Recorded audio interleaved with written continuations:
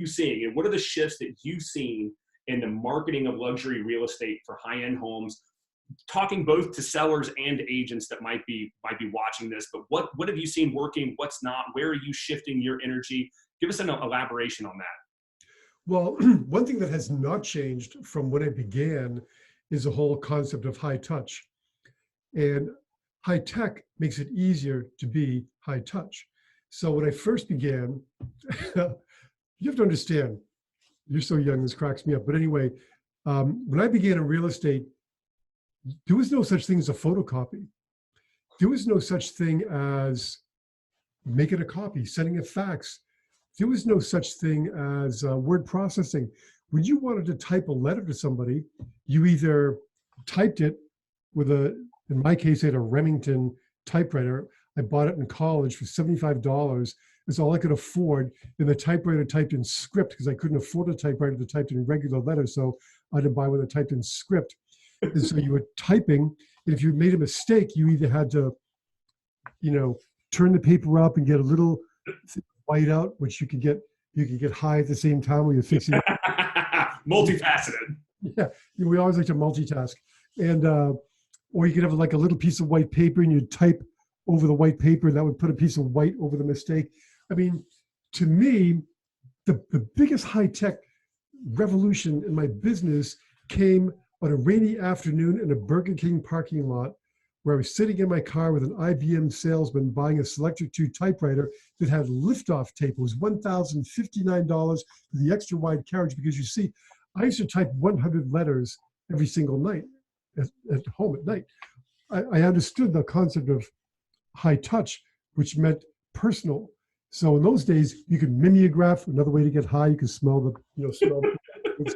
But I just wasn't really into that. So I always felt that making the letters personal was critically important. So I would hand type 100 letters every night, beginning with my Remington typewriter with the whiteout.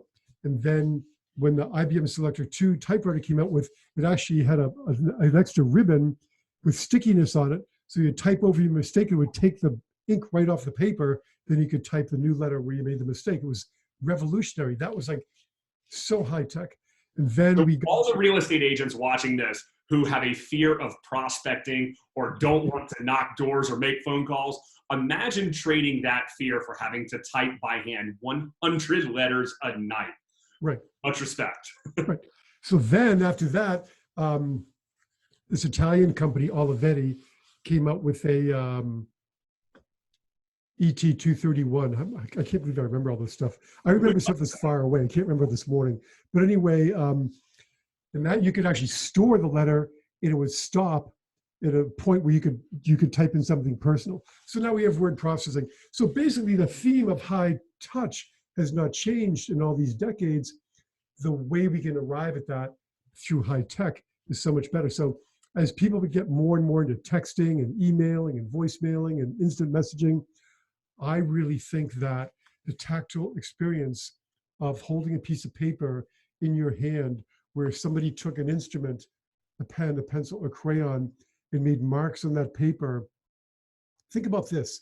We're the only critters, the only creatures on the earth who can take a piece of paper and make marks on that paper that can make someone laugh. It can make someone cry. It can make someone smile. It can change someone's day.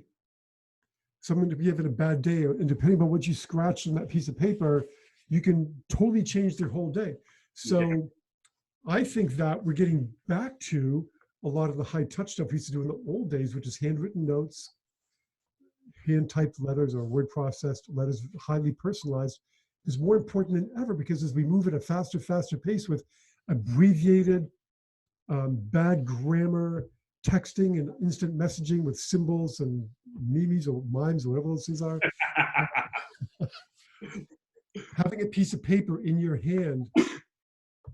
So I don't know. Well, I will expound on that to say that my very first luxury listing was 2.2 million and Yep. led me into the luxury space. I had other listing presentations I had been on in the luxury space, but was then able to be hired, to get myself hired because I had no experience. I had the chicken and the egg conundrum. Right.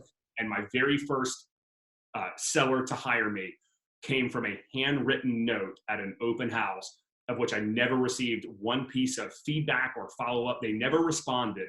And they were best friends with the seller, the people I was sending the handwritten notes to every 3 weeks or so, whatever my frequency was. And 6 months later, I got a random phone call from the seller who was best friends with the husband and wife that I had been sending those handwritten notes to. So handwritten notes have a very special place in my heart and always will. Yeah. Well, I learned it from my mother. She was number one. She worked for Estee Lauder. She was number one on the East Coast, and her big thing was handwritten notes. We learned it from her. She used to write calligraphy. You can barely read my notes, but anyway. Amazing.